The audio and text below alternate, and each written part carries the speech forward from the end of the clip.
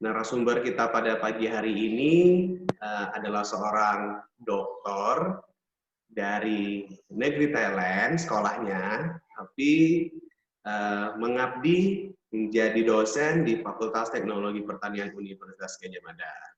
Penasaran siapa teman-teman? Langsung aja kita sambungkan ke Mas Makbul aja. Halo, Assalamualaikum. Waalaikumsalam warahmatullahi wabarakatuh.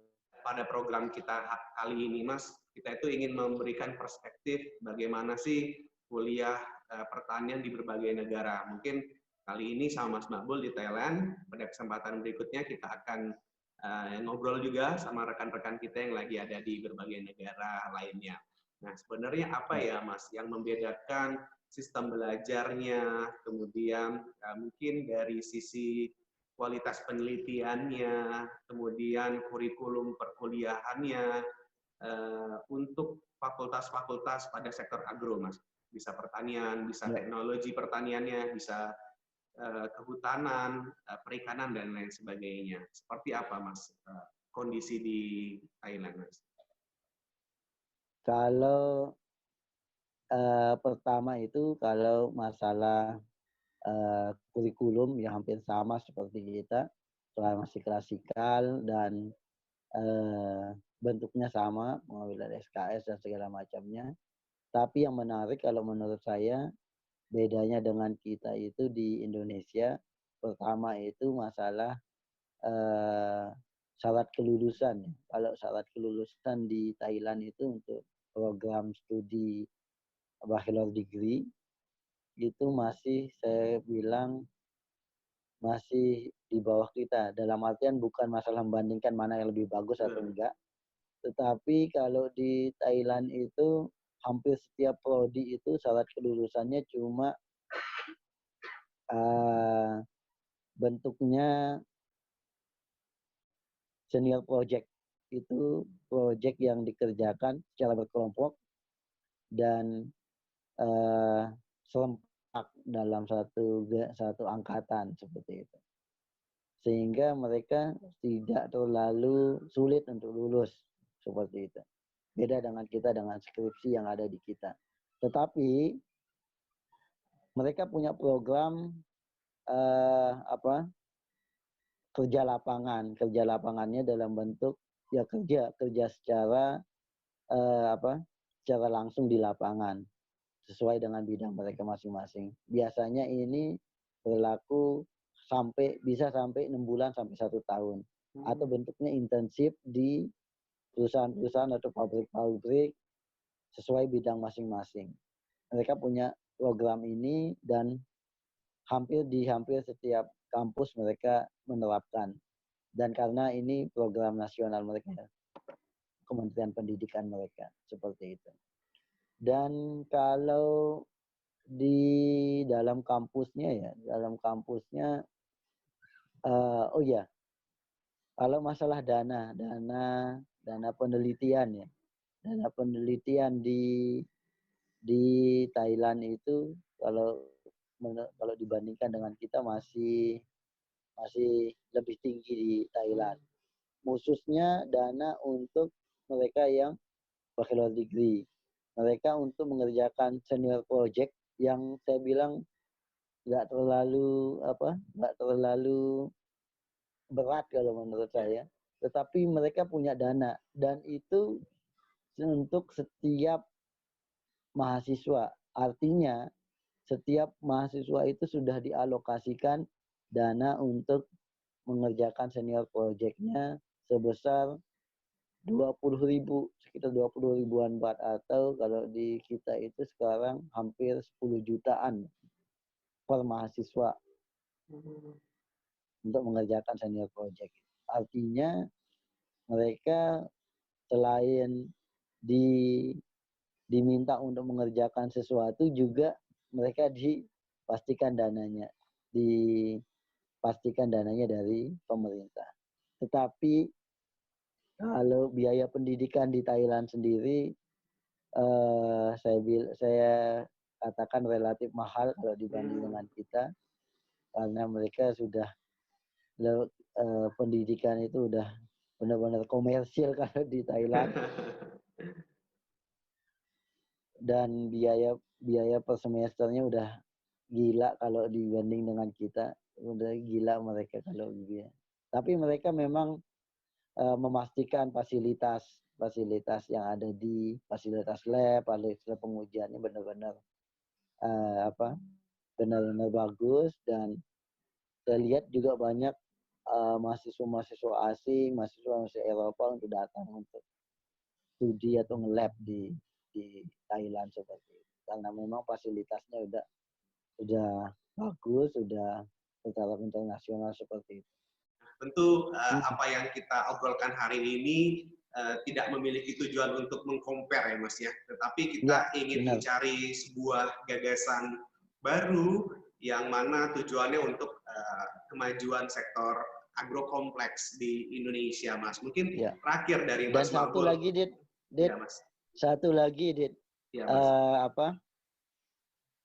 Mereka untuk di sistem pendidikannya ya, mereka pemerintah Thailand itu memberikan jaminan nilai penghasilan untuk setiap strata pendidikan.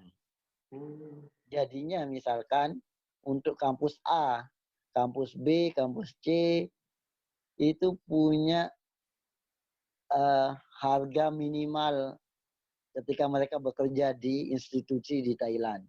Misalkan anggaplah kasus S1-nya ketika mereka bekerja di institusi pemerintah atau institusi swasta, mereka harga minimalnya misalkan 15.000 sampai 18.000 baht. Itu harga minimal, artinya mereka tidak boleh digaji di bawah itu. Mereka punya peraturan yang mengikat seperti ini.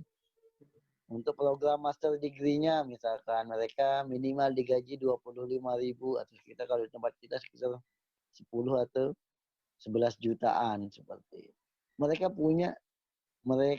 memberikan jaminan seperti itu. Jadinya teman-teman yang sudah sarjana atau menyelesaikan program studi, baik itu S1, S2, S3, itu mereka juga mengejar ini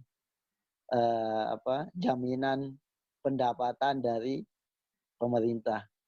Hingga di sana banyak kita temukan dokter-dokter muda. Kadang-kadang mereka yang sudah bekerja, mereka ingin naik penghasilan, mereka kuliah, nyari beasiswa dan kuliah untuk mengejar kenaikan pendapatan. Karena mereka udah dijamin ketika mereka mendapatkan gelar master degree, pasti mereka akan naik gaji atau naik pendapatan secara otomatis. Dan ini yang membuat geliat pendidikan di Thailand itu saya rasa atmosfernya bagus dan banyak dokter-dokter muda di sana bergeliat seperti itu. Karena mereka juga ditopang dengan aturan yang benar-benar mengikat seperti ini. Perfect Mas, keren. Nah, mungkin Mas kalau untuk tingkat kesejahteraan petani di Thailand, Mas, itu kalau boleh mohon maaf kita kategorikan berada pada golongan apa, Mas? Makmur, sejahtera, atau potretnya seperti apa, Mas? Program mereka yang ditetapkan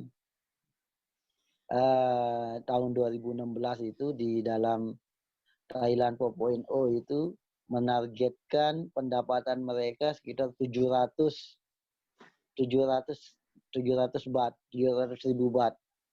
700.000 baht itu dikali 400 sekitar 280-an juta ya. 280-an juta untuk per tahunnya. Wah, tinggi ya, Mas. Dan dibayangkan 700 baht sekitar segitu ya. Ya, 700.000 baht itu sekitar 200 atau 300.000 baht. 700.000 baht per tahun untuk pendapatan petani mungkin di tempat kita masih jarang. betul, betul. Kalau dan harga produk-produk pertanian di Thailand sendiri juga relatif tinggi ya, lebih tinggi, dan mereka ada kan seperti buah-buahan seperti itu.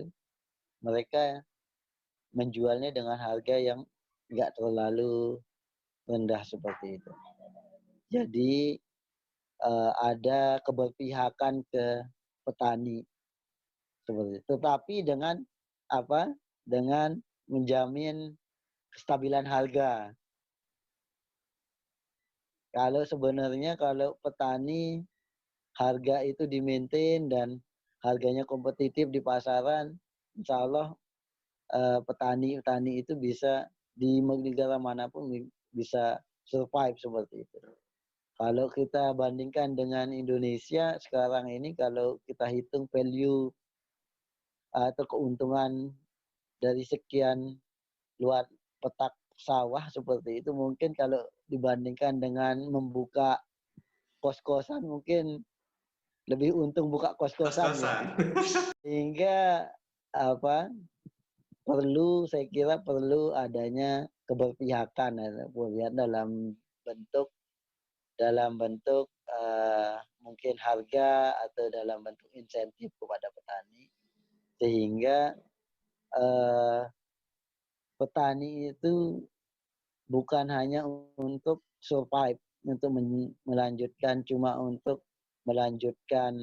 tradisi ya. Bertani itu bukan hanya untuk melanjutkan tradisi kakek buyut dan generasi sebelumnya, tetapi benar-benar untuk menjadi